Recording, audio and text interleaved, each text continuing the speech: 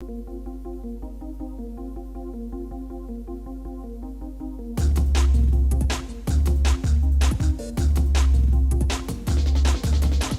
well and understand. So take some time to play with this lesson. Let me show you how to do it faster. When you're working with Welcome to the Master Wong Wing-chun training lesson. All the lesson we're learning already is about the energy throw. Now, we do many different energy throw. Elbow throw, lap sao throw, chi sao throw, and then we come in for the different throw like punch throw. We use heavily each one do for different reasons. Let me bring Jim here and show you some of the stuff, what we do with it, and then you can understand what we're trying to do. Let me bother Jim. Now you see some of the movement we've done on the punch throw, for instance, a lot of that in the second level on the punch throw. Understand the grabbing, know exactly where everything is. Then we do a lot of things like lap sao throw, yeah, like that, okay? Sometimes when we do this lap sao throw, many people do differently. Some people might come in and that punch like this, yeah, like that sort of thing, and then come in like that punch. We do that as well. We do many different ways. We can do punch, we can do this. But on this training, like for instance, this punching like this, why you do that? If I can just practice with a punch throw like this, it's more of the punch, understanding my punching power. So each one is relevant only what we're trying to do here. Not like try to have that there and then you punch with the line.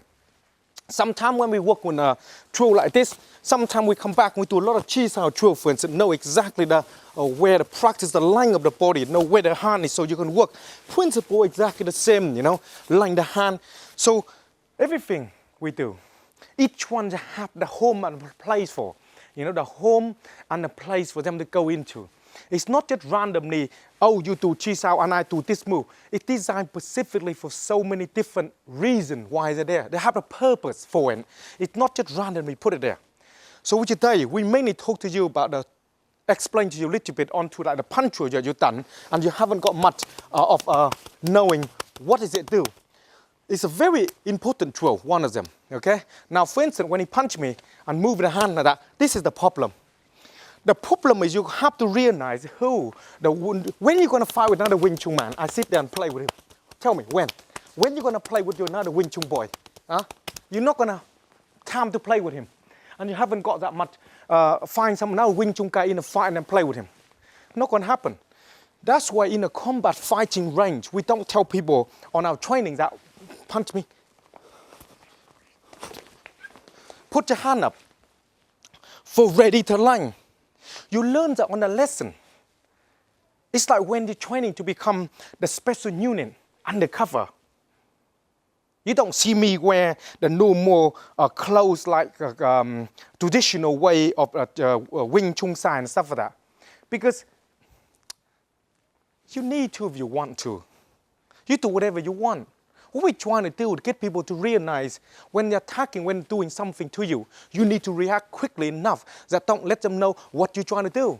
Otherwise, he's going to and when he start to and he start doing that, oh, this guy do Wing Chun. And then he coming in doing all sort of things that how to put some pressure onto you and you don't know what to do with it. Because, I do Wing Chun. Wow, so good now.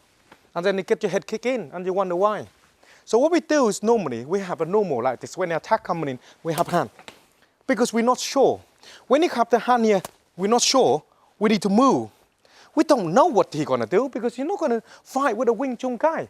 That's why a lot of time when he jab, he pull the hand back like this. So I'm here. But if I jab and I come in, for instance, I jab hand back and I come in, that's what happened, the second one coming. Now, of course, you have my hand in here. I can deal with it. Yes. That's when your action time, your hand have to be in place. So when the attack coming in here, my hand is in line. That's why I control here. It's exactly the same way that when he come in here and he hook coming in, the same way he come in again. Hook coming in, my hand is here. You only have your hand in the places when the time coming in so you cover the line. Otherwise, you don't need to put your hand in the places like that right away because they can see you. That is what I try to tell you to understand. So with jab, we put the hand back, for instance, I need to have my hand here. When it started coming straight, I need to have my hand here because I need to have the line. Each one of this is important.